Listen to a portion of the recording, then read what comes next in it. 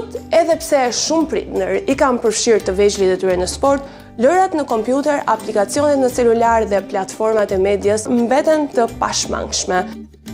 Djali ka rreth 4-5 muaj që e frekuenton rregullisht, ndihet shumë mirë, ndihmon shumë në aktivitetin fizik. Basketbolli është një pjesë që është shumë në grup dhe energjia që t'jep grupi përfitore, qoftë edhe për të fituar teknika të reja, është më mirë se sa të jetë një sport individualist.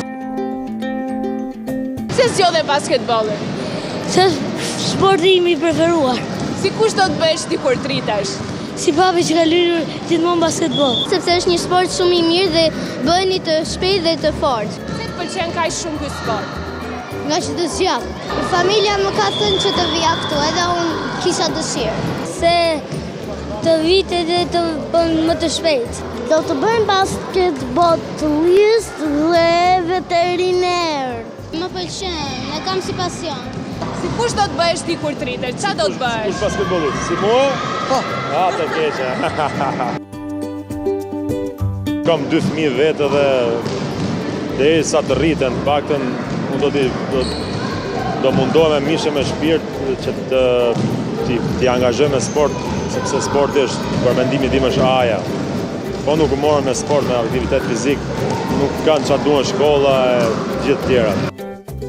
Prindërit i angazhojnë në moshë sa më të vogël, të jetë mundur, sepse vjen një moshë e caktuar që fëmijët kanë shumë komplekse dhe mund të jetë tepër vonë për fëmijët që ta zhvillojnë sportin dhe të marrin këto benefite që jep vetëm sporti. Familja më ka shtyrë të futem në volejboll. Si fillim nuk e kisha aq qejf se e shifja kështu si sport i jashtëm që nuk mbështetesha shumë, po pastaj e vëra re që familja më shtynte, më thoshte shko, nëse prap pak e tërhequr.